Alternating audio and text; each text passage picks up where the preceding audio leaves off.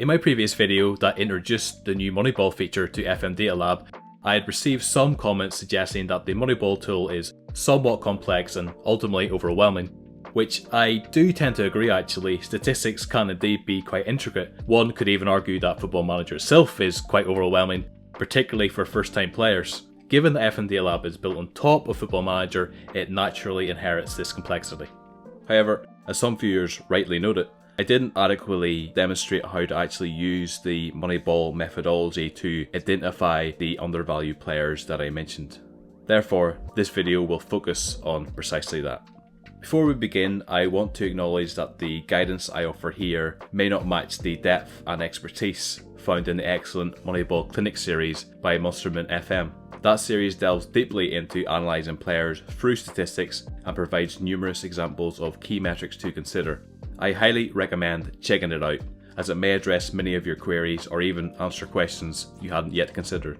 Now, before we delve into the intricacies of the Moneyball feature, I'd actually like to start by demonstrating how the row scoring tool can work in your save. So, apologies for the suspense, but if you're eager to jump straight into the Moneyball segment, feel free to skip ahead in the video. However, I do believe that it's essential to begin with the row scoring tool, as I'll be using it to embark on a new save with a team in a lower tier that's not predicted to get promoted. My aim is to guide this team to promotion while leveraging the row scoring tool to enhance our chances. And at the end of the season, I will export the Moneyball statistics, which will then inform my transfer strategy for the following season, whether that be to consolidate our position in the higher tier, or if we don't get promoted, to refocus our efforts for promotion if we fall short initially. Now, brace yourself for some shocking information, so please don't hate me. But I do intend to employ a minor form of what some may call cheating. No, I'm not going to be using save scumming, don't worry. But I will be utilising a downloaded tactic rather than creating one from scratch. And it won't be just any old tactic, but one that's particularly tested and proven to be among the best goal scoring tactics available. Now, I haven't actually tested this tactic before, so it might have been a bad choice for this save and for my level of players, and it may in the end be completely useless, but it can't be much worse than anything I could conjure up with my brain cell capacity. But I'm going to use FMArena, a website renowned for its tactic testing section, where tactics go through hundreds of simulations, allowing you to see their overall average performance metrics. I'll be using one of the top rated tactics for goal scoring, which also conveniently features numerous shared roles between positions that will simplify the use of the row scoring tool. So the rationale behind opting for a high scoring tactic is straightforward enough. When it comes to identifying players using the Moneyball stats, I'll initially focus on finding a prolific goal scoring striker who fits well into my tactic and style of play, and luckily there are many key metrics that we can use to find such players. So when it came to choosing a team for the save, I opted for a European club that begins its season in the summer and also has at least 2 divisions. I eventually settled on Austria, which does happen to be the first on the list. I am perhaps a little bit lazy there, but looking at their second tier, I opted for the only club whose name I felt confident enough to pronounce, which is First Vienna FC. However, there is a high likelihood that I've butchered a few syllables here or there, and I apologise in advance for any linguistic mishaps going forward, so please bear with me as I navigate these player names, as there will be many mispronunciations, so I'd advise not to make a drinking game out of this. The media have predicted that we are going to finish 6th this season, and with how brutal promotion is out of the Austrian First Division, with only the winners of the league gaining promotion, this will be quite a challenge. However, with the assistance of the row scoring tool and, let's be honest, a potentially exceptionally effective tactic created by someone much more tactically smarter than I, anything's possible. Now when it comes to the row scoring tool, what I like to do right off the bat in a new save is assess how my squad measures up against other teams in the league. And we can do this by leveraging the row scoring tool. Initially, I export the data for my own squad, and then also export all the players that are in the league from the player search view. Additionally, I like to include the squad data of the team predicted to win the league, and also if we're not in the top division, I do find it quite insightful to examine the team from the tier above that's expected to narrowly avoid relegation. providing a benchmark of sorts for what it would take to secure our promotion in the top division if we do get promoted. This comparison is especially beneficial at the end of the season, as a team that just survived can differ from what was predicted. Now, if you're already in the top tier, considering exporting the squad view of the team occupying the position you aspire to reach, such as aiming for a coveted Champions League spot. Now, with all 4 exports in hand, I can then upload them to FMDataLab to assess using the role scoring tool. However, before proceeding, I'll first integrate the tactic into FMDataLab to streamline the process of selecting all the roles associated with my chosen tactic. To do this, log into FMDataLab, navigate to the dashboard and select the My Tactics link. From there, you can create a new tactic by clicking the Add Tactic button. At this point, I'll just add all of the positions and all of the roles from the downloaded tactic here. On the roles selection screen, I can simply select the newly created tactic, which will automatically populate all the role selections for calculation. To simplify all this export-import process, I open up multiple tabs on the upload page in my browser, with each tab dedicated to a different Football Manager export. This allows me to seamlessly switch between them without having the hassle of re-uploading each time. We can then, for example, evaluate the role score of, let's say, our best left back and compare it against the league's best left back in the same role. And then we can also do the same for the team that's predicted to come top of the league, and then the left back from the team expected to narrowly avoid relegation in the tier above. This assessment might highlight that the left back position as an area of potential improvement, as our player falls short compared to these benchmarks. However, it's advisable to conduct an evaluation of all position role scores in your best 11 to prioritise which areas require strengthening first. I must admit that my enthusiasm for Football Manager often leads me to indulge in elaborate methods, which is precisely why FMDataLab exists in the first place.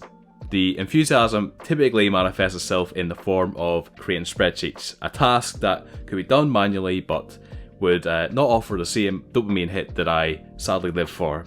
So to this end, I've created a spreadsheet here to pinpoint the positions requiring improvement, which utilises the exported data from FMDataLab, encompassing all the role scores for each of the 4 player lists.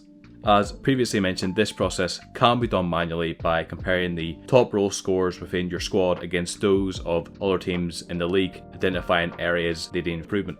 For instance, if the largest discrepancy in role scores is found between your best striker and the league's top striker, it would indicate that the striker position is a priority for recruitment efforts.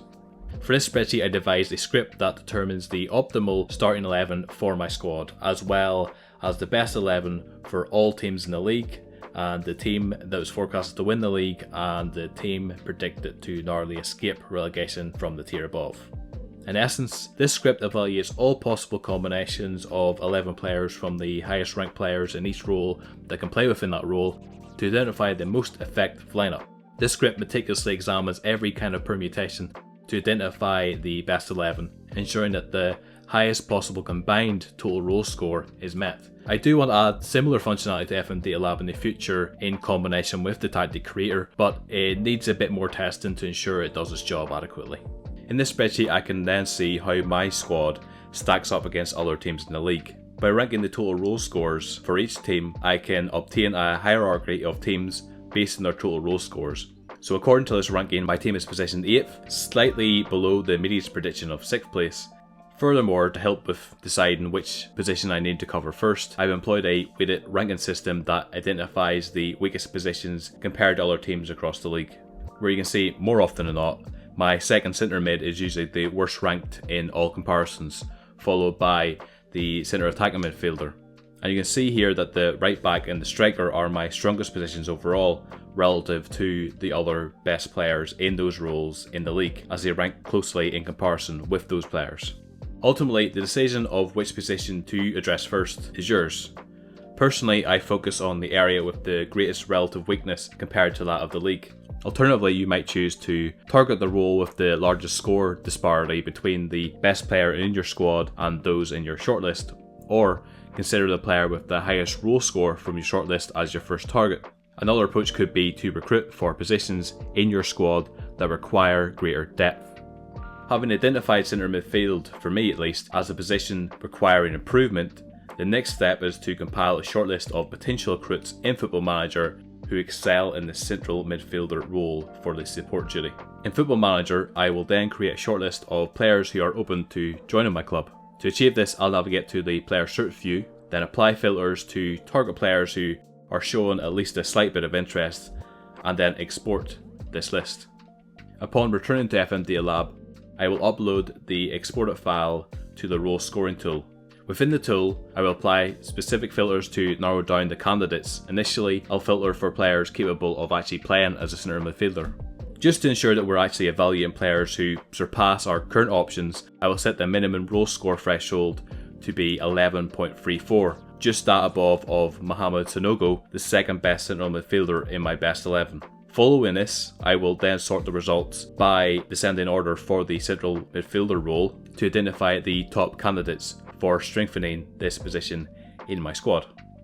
Now, I do often find that some of the players at the top of this list, at least when you're at this level, might be a little different if you're in the likes of the Premier League or La Liga or whatever, but most of these players may just be out of reach, whether that's due to their lack of interest in joining the club, their large wage demands, or salaries that, while affordable, would exhaust my budget and prevent further signings. Therefore, it is advisable to explore further down the list for players who surpass the score of the current options but offer a more manageable transfer fee or wage. Especially worth looking out for players who not only have a lower valuation compared to others with similar scores but are also younger than the peak age for the role, thus possessing potential for growth. Ultimately, the goal is not to merely acquire the highest rated player, but to find one that aligns with both your tactical needs and financial limitations. Sometimes the ideal candidate might be like the 20th player on the list. So let's consider May Malungu, that's potentially the first mispronunciation, the highest ranked central midfielder in my shortlist of potential signings with a role score of 13.08. He is better than all other central midfielders in the league, the next best being 12.38. Given this, it's likely that he may be too expensive or simply uninterested in joining, but let's examine the possibility regardless. Malungu has actually quite decent physical attributes for his age, alongside solid mental attributes. While his passing ability is somewhat lacking, it may still be sufficient for our needs. Let's compare him to Mohamed Sanogo, the player we're considering replacing. On balance, Malungu appears to be the superior player. Both are evenly matched physically, with Sanogo only excelling in aerial ability, a less critical area for a central midfielder. The attribute comparison makes it evident that at present, Malungu is indeed the better overall player. However, it's important to remember that Sanogo is just 19 and has a 4 to 5 star potential, making him an asset, and I'm not keen to offload despite being the weakest link in our current best 11. Nevertheless, when we attempted to negotiate a contract with Malungu, his wage demands exceeded our budget. This scenario is unfortunately quite common with many of the top players in the list, as previously noted, especially at the level we're playing at. Even as we go down to the 9th player in the list, Dan Gosling, we encounter another roadblock, as he has no interest in joining the club at all. Again, reasonably common. It's only when we actually reach the 17th player in the list that we actually find someone with the wage demands we can afford. Nenas, a 20-year-old Cape Verdean with a role score of 12.35. While not as well rounded as Malungu, a comparison with Sanogo reveals that Nenas excels in key areas, albeit with some deficiencies in his physical attributes, which seems to be a relatively common thread. For now, I'll prioritise Nenas as a potential sign-in, but will continue to explore the list in search of an even more advantageous option. I then came across Jordan Masengo, who has a role score of 12.11. Slightly below that of Nenas, however, his wage demands are initially 20% lower. Now this presents a bit of a dilemma. It's a matter of weighing the value of securing a superior player for the role against opting for a more financially prudent yet slightly less capable alternative. Now in the end, I actually opted for the more expensive option in Nenas as my primary central midfielder. Upon comparing him to the top choice for a central midfielder in my squad, Bernard Luxbacher, it's evident that Nenas has a slight edge. Despite the investment being somewhat steep, I believe Nenas will be a valuable addition to the squad, so here's hoping he's worth the expense. Next, I'll turn my attention to finding a new centre attacking midfielder. In our shortlist within FMDataLab, we'll refine our search to exclusively focus on players suited for the central attacking midfielder role.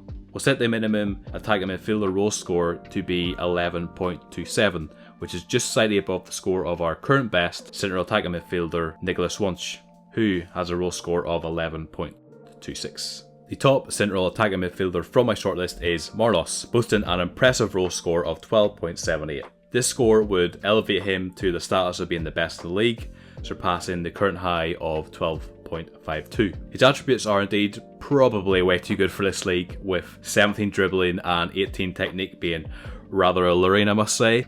However, his wage demands are way beyond that of our current financial reach. The third player on the list is, how do you pronounce this? Jan?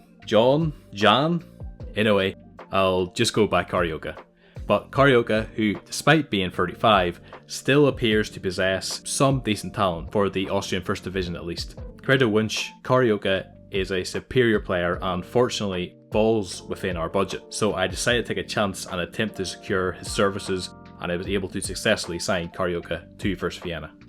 So after offloading a few players, I was then able to acquire a new goalkeeper, Malcolm Barcola. Barcola has a role score of 11.08 as a sweeper keeper, surpassing our previous best, Armin Gramsel, who has a score of 10.68. With all our new signings secured, I want to assess how our revised best 11 compares to the rest of the league. Our overall team score has risen from 126.53 to 128.88, propelling our rank from 8th all the way up to 3rd. This significant progress, thanks to 3 key signings, instills a newfound optimism that we will challenge for promotion. Now, with all the groundwork laid, I will take the easy route and just simulate to the end of the season, giving the job basically to my assistant manager to do all the hard work while I relax. And then at the end of the season, I'll just assess our performance and look at how our new players have done. So, colour me surprised because we actually clinched the league title. I really wasn't expecting that at all. So perhaps this tactic is a tad overpowered. I mean, just look at the number of goals we scored compared to everyone else. Oops. But we did concede quite a few as well, so it's a bit of a swings and roundabouts situation. We also managed to reach the Austrian FA Cup final, only to be fairly trounced 5-0 by RB Salzburg, so we were really close to European football actually. That would have been nice. So let's review the performance of our 3 new signings, shall we? At least in terms of average rating, Carioca emerged as our star player, netting an impressive 19 goals and providing 8 assists.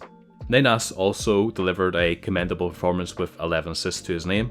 As for Barcola, our goalkeeper, his average rating left much to be desired. Likely a consequence of our rather leggy defence. He conceded 31 goals in 25 appearances, yet did manage to keep 8 clean sheets. However, his save percentage of 73% raises some doubts about his suitability for the quality of the Austrian Premier Division. And now, the moment you've all been waiting for, my attempt to demystify the art of Moneyball, so brace yourselves. Firstly, we find ourselves at the very end of the first season, and once I click continue here, we'll be ushered into a new season where we can proudly proclaim ourselves as a top tier Austrian team. The catch, however, is that all the statistics from the first season will reset. At this juncture, it's imperative to export the Moneyball data. Even if you don't think you'll actually use it, it's just worth having, especially if you want to potentially see how a player in 2 seasons' time has performed in their first season, or something to that effect. As we go into the new season, it's worth noting that the increased league stature for us may attract new and potentially superior players. You may not want any of these players to slip through your fingers, yet this approach might result in a list filled with players who are uninterested in signing for you, as you will be basing the players on a list full of players regardless of their interest in joining your club. It's a delicate balance whether you want to sift through numerous players to find those interested in joining your club, or accepting that some players just might go unnoticed. Now, if you don't want to miss out on any potential signings, on the player search screen you can untick both of the interest in, transfer and loan checkboxes that will load all players within your scouting range. If you can expand your scouting range to the world, now would be the opportune time to do so, to include even more players. Conversely, you might just prefer sticking with your usual criteria for player interest. So ultimately, the choice is yours in how you want to approach this. Personally, I just stick with the players who are still slightly interested in joining the club. At this stage, whatever method you do choose, you will want to filter this list down to a maximum of 10,000 players to stay within the FMDataLab limit. Now, if your list is already under 10,000 players, then there's no need for any further filtering. You can do if you want. However, if you do exceed this 10,000 players number, your aim will then be to exclude players who you assume that will have absolutely no interest in signing for you, and conversely, you'll also aim to exclude the profile of a player that you have no interest in signing. For instance, I can safely assume that a player who has a transfer value of just say exceeds £10 million is unlikely to join First Vienna, nor would I actually have the financial means to afford them. Additionally, setting the maximum world reputation to good helps narrow down that list of players who are probably just far too good for the team and would have absolutely no interest in joining us. Filtering out underperforming players is also a good idea. A useful metric here would be the average rating. Players should have just say at least 6.5 to be considered. If your player count still remains over 10,000, the next logical step is to filter based on minutes played, ensuring that the players have clocked at least 2,000 minutes, for example. Should further reduction be necessary, excluding players with low world reputation is also advisable. Filtering out players from leagues with minimal reputation by setting the world reputation to at least decent will ensure we target players at least somewhat suitable for the Austrian top flight. With all these filters applied, I now have a manageable list of under 10,000 players ready to be exported and uploaded to FMDataLab for further analysis. Additionally, you might want to export Moneyball data for your own squad. This will allow you to assess the strengths and weaknesses of your squad, especially in the context of how your tactic is played, or the players in your shortlist, or the players in your league. After uploading the Moneyball player list to FMDataLab, it's time to search for this prolific striker. Last season, our top goal scorer was Karioka, who wasn't even our striker.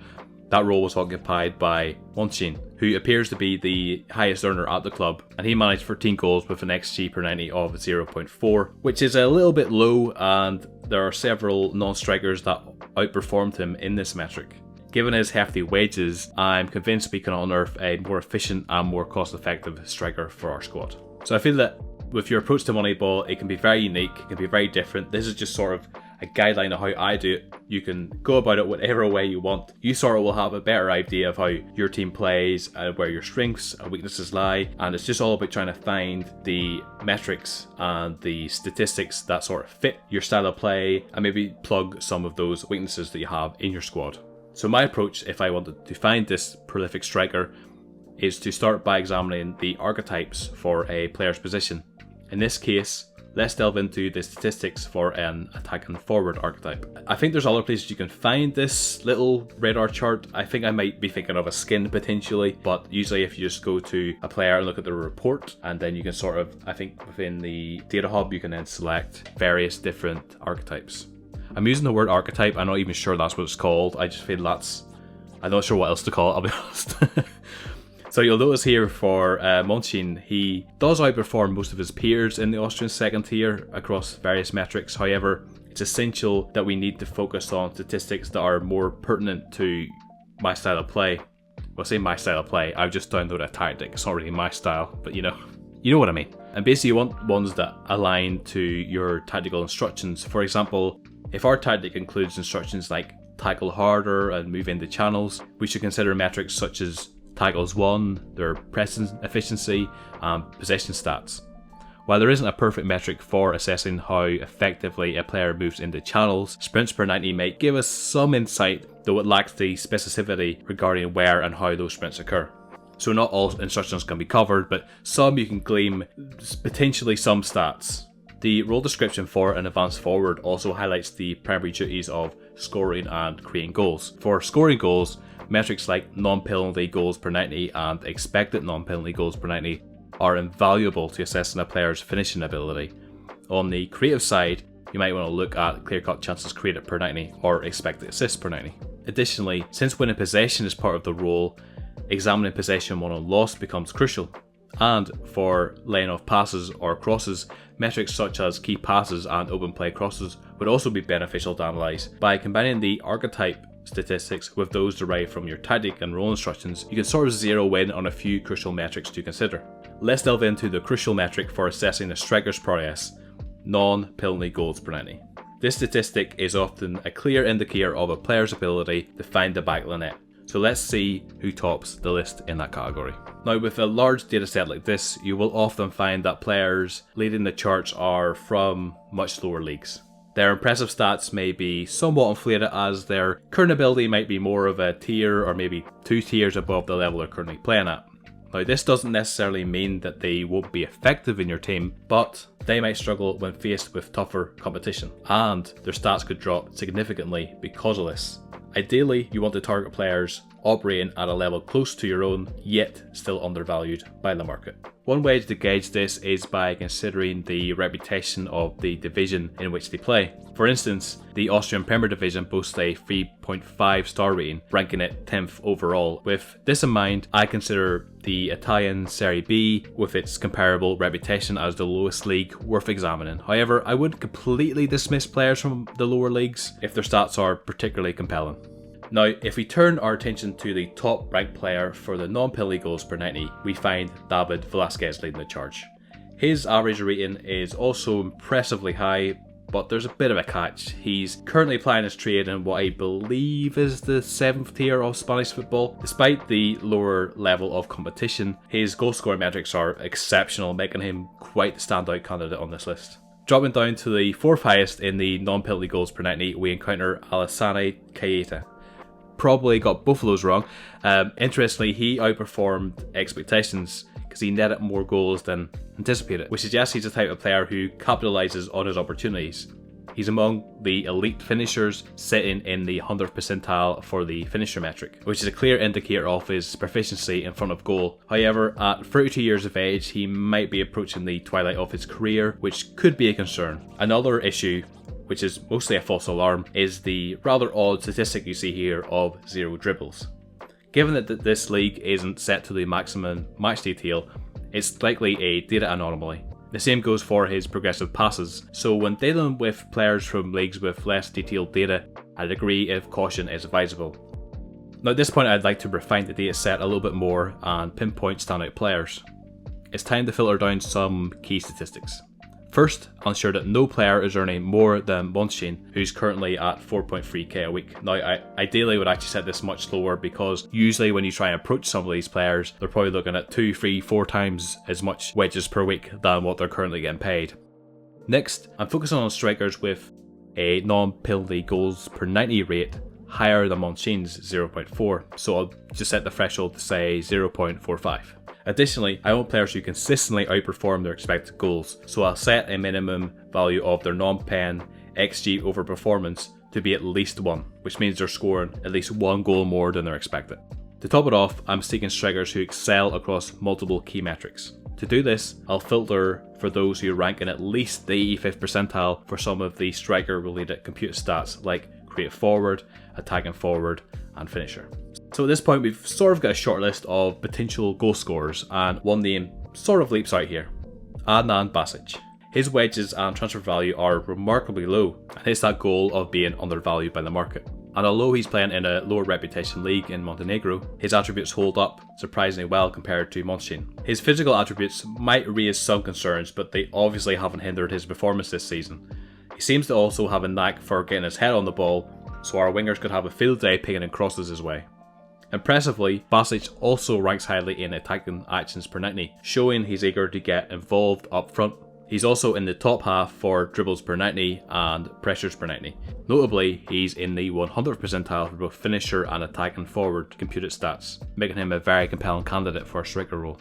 The next player who piqued my interest is Emil Holton, a rather well-rounded player when it comes to the key metrics I'm focusing on, particularly in terms of goal scoring. He boasts the highest non-penalty XG over performance and the fewest minutes per goal, which speaks volumes about his efficiency. Much like Basic, Holton also seems to excel in aerial duels, making him a significant threat with his head. Another player that stood out is Luka Pušnik, who's only 19 years old, and most of his goals seem to have come from appearances off the bench. At least he's made a lot of substitute appearances, which suggests he might be a bit of a super sub. However, some of his other stats leave a bit to be desired, but we must remember he was only 18 or 19 at the time of these stats, so he likely exceeded expectations. If I do have some funds left over after my primary signings, I might just take a punt on him as our secret weapon off the bench. As well as the Moneyball table, you can also utilise the scatter chart to zero in on an ideal player by adjusting the axis values to reflect all our key metrics that we're looking for in our new striker, such as dribbles per 90 and progressive passes per 90. One name emerges from this analysis is Ilya Murkovsky, However, it is worth noting that striker isn't his primary position, which likely explains his superior dribbling and passing stats compared to other contenders, as he often operates out wide where such opportunities are more plentiful. Another standout from the chart is a somewhat familiar face, though not to me personally obviously, as I spent the entire season lounging on a beach, but to the team, and that's Andre Leopold. He's likely to adapt to the Austrian Premier Division more seamlessly than other players we've discussed, and he's both statistically superior to Monchine and more affordable. His goal scoring metrics are pretty solid, but what sets him apart are his dribbling, passing and ability to win back possession. Ultimately, after all that, I went for the first player I mentioned and decided to take a gamble on David Velasquez. Now, it was a tough choice, and given the range of player profiles on offer, this scenario is likely something you'll encounter quite often. A bit like a game of rock, paper, scissors, where each player excels in different aspects but may fall short in others, where others then are stronger in that area. In such cases, it might be worth using the role scoring tool as well. Simply saving all of the players you're considering to a shortlist, then export that list of players using the role scoring view and then upload to FMDataLab. This approach could help you pinpoint the best fit for your specific role you're trying to fill. For Velasquez, he strikes an ideal balance. He's undervalued due to his lower league, but undeniably the most prolific goal scorer on my shortlist. So finding a striker with a keen eye for goal is fantastic, obviously, but it won't mean very much if you can't deliver the ball to him in prime goal scoring positions. Therefore, we need a highly creative winger who can bypass defenders and generate opportunities. Ideally, this player should also boast a high expected assists per 90 or exhibit a significant expected assists over performance. Given our top left winger, Philip Ox, has unfortunately torn his ACL and will be sidelined for an extended period, I'll need to find a replacement to fill this crucial role. To identify ideal candidates for the left wing, I'll start by filtering the list to only include those who can play as a left attacking midfielder and have a weekly wage lower than Ox, which is 4.1k. My primary objective here is to find a creative winger capable of generating opportunities for Velasquez. Thankfully, we have a specific computed stat for this, creative winger, which is, like the attacking forward mentioned earlier, is derived from the FM archetype with the same name. I'll narrow down the field of players to those who are in the 85th percentile and above. I'll apply the same filter for the attacking winger and assister computed stats, the latter being a computed stat that combines the expected assists per 90, assists per 90, and assists from clear-cut chances created. Referring back to your tactical setup, where the left wing instructions include dribble more, I'll ensure that the player is proficient in dribbling, setting a minimum of 2 dribbles per 90. Which may not sound like a lot, but when you consider a massive list, a lot of players don't actually reach that threshold. Additionally, I'll require the player to have at least 0.25 expected assists per 90, which equates to roughly 1 assist every 4 games. Another one that might sound a bit low, but when you actually compare it to most players, it's relatively high. And ultimately, I'm just trying to filter out players who will not be good enough or will not fulfill my criteria. To pinpoint those who excel in creating opportunities, I'll sort by clear-cut chances created per 90. At the top of this list is Ernesto Caratala Jimenez. I probably need to roll R's there somewhere and I can't do that, so I'm just going to go Jimenez. Now he stands out with his assists per 90, averaging 1 assist every 3 games. His expected goal contributions per 90 are in the 99th percentile, and he ranks in the 100th percentile for expected assists, creative actions per 90, clear-cut chances created per 90, and creative winger. Notably, he also has an impressive pressure stats. However, he operates primarily as a right winger and has performed in the Luxembourg top flight, which has a lower league reputation than what's desirable. So we should continue our search for a better fit on the left. Although none of the players in this filter list really fully fit my criteria, or they had very high wage demands. So I had to then reduce some of these filters, and in doing so, that's when I came across Alvaro Velasquez, who is in the high percentiles across many of the winger related computed stats, and as one of the best attacking actions per 90, and a high excitement factor, which fills me with some hope. What does hold him back, however, is his chance creation, which is quite important. It's not necessarily but there are definitely much better players in this area, which is why he didn't actually appear in the initial filtered list we had. In the end, I decided to opt for Velasquez to fill the void left by the injured Ox, and I also managed to secure him without incurring a transfer fee, which was nice. Now, I'm going to turn my attention to bolstering our goalkeeping position, which is arguably our most vulnerable area. I sought keepers who met a few key criteria: at least 4 saves per 90, 2 goalkeeping actions per 90, and a ranking in the next percentile for the computed goalkeeping statistic. In my search, I discovered Rogério Santos, a standout from the Portuguese second tier. He boasts the highest saves per 90. Fortunately, I was able to secure his services on a free transfer as well for a modest 1.5k per week. Next, I sought to unearth some standout performers from leagues with a similar reputation to the Austrian Premier Division, like top tiers in Belgium, Turkey, Serbia and the like, to see if I could uncover any undervalued gems keen on joining the illustrious First Vienna. I filtered the search to players within these leagues and capped the maximum wage to be 3.9k, which is the upper limit of my current budget. Since I'm only considering high performers, I set the minimum average rating to be 7, narrowing down my list to 30 players, and sorting by general performance provided a clear picture of the top contenders. Samu emerged as a particularly impressive player with high percentiles across various creative metrics. Unfortunately, he isn't interested in joining us and his wage demands might be too prohibitively high. He also was far too good for us. I mean, just looking at his attributes, he is pretty much a standout player, and there's maybe next season, if we do really well, we could maybe entice him to come to our club. Branislav Stuka also stands out as a creative fullback with a strong propensity for advancing the ball, evident from his high rankings in progressive passes and the creative defender statistic. Andraja Radulovic is also another notable option, showing solid pressing capabilities and decent passing stats, especially with the key passes, making him a reliable winger. Margo Puchikanin might be a bit long in the tooth at 36, with somewhat waning physical attributes, but his low cost could make him worthwhile backup if funds permit. George Harmon is arguably the standout candidate, boasting an excellent tackling and pressing stats, along with notable goal and assist contributions. However, his asking price proved slightly beyond my budget. Ultimately, unfortunately, many of these players had lofty wage demands when I went to approach to sign them, but I was able to actually sign Branislav Stuka as my new left back. There are numerous other facets you might want to explore beyond the examples provided. Those are just a very small subset of what you can look for using Moneyball. For instance, you can examine any of your players who are underperforming. Now, you can identify which areas they are falling short in by reviewing your tactical setup and scrutinising the specific instructions for each position, and this can reveal a few critical stats that are targets for improvement. This is where you can analyse your squad statistics relative to league benchmarks to identify deficiencies. Perhaps your defensive midfielder is losing possession too frequently in comparison to his peers in the league, or he's failing to make enough progressive passes or struggling with tackle success rates. These insights can guide you in making tactical adjustments to optimise performance. I also made a few additional signings to address the gaps left by departing players. Unfortunately, Carioca, our standout performer in our first season, returned to his homeland in Brazil, so I brought in Stanislav Shirai to bolster our midfield.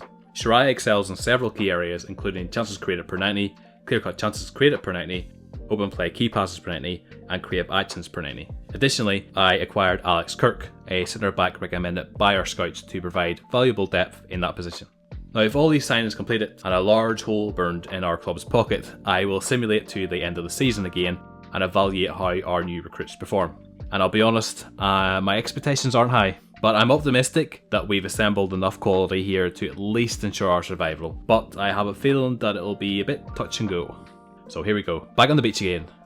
Another season down, and I've been pleasantly surprised once again. I certainly wasn't expecting to end up anywhere close to European squats, so I'm inclined to credit the tactic more than the Moneyball signings for success. We also reached the Austrian FA Cup final once again against the same opponents. Bit of deja vu there, though we conceded fewer goals this time, so silver linings. So let's dive into how our signings performed this season. First up is the non-Moneyball acquisition, Alex Kirk, that was recommended by my scouts. Unfortunately, he didn't make much of an impact, so he actually performed, I'll be honest, quite poorly, so I might need to reconsider my scouting recommendations. Next, we have our goalkeeper, Rogerio Santos. His performance was a bit underwhelming, but this might be a case similar to Barcola last season. The tactic might be putting the defence under so much pressure that even the best goalkeepers would be overwhelmed, and given these circumstances, I am inclined to cut him a little bit of slack. Moving on to Branislav Stuka, our left back. He definitely exceeded expectations, delivering 13 assists and 33 appearances, so he's proven to be an excellent addition. Then there is Stanislav Shirai, the central midfielder, who had a pretty solid season, contributing 8 goals and 7 assists in 37 games. Alvaro Villas performed reasonably well, contributing an assist roughly every 3 games, although I would have preferred a higher dribble rate per 90, but he still was a worthwhile acquisition. Finally, we have David Velasquez, our striker. He delivered more than anticipated, to be honest, particularly considering his lower league origins in Spain, with an XG per 90 of 0.7. He outperformed Monchin's 0.4 XG per 90 from the previous season, and he also had a total of 24 goals in 37 games this season. That's actually really surprised me. So I definitely think it was worth the risk going for him over some of the other players I was considering, especially if we actually end up comparing him with the other player I was heavily considering, Adnan Basic. Gives even more weight to choosing Velasquez as our first choice striker, with Basic's poor goal scoring performance this season, and that's actually from him dropping down to a league with a lower reputation than last season too. Overall, I think the use of Moneyball statistics has yielded impressive results, with us somehow securing a Europa League spot in our debut season in the top tier. So I hope this video provides some useful insights into how you can leverage both the role scoring and Moneyball tools with FMDataLab to help you unearth hidden gems in your safe. I'd be actually really interested to hear about your experiences and how these tools have helped you discover pivotal players and which metrics you rely on to identify your top talents. Your insights could be actually really invaluable to some other viewers out there. Also, I'm always open to new suggestions. Having used this tool beyond just testing, I identified a few enhancements I'd like to explore, so please share any recommendations you might have. And until next time, bye for now.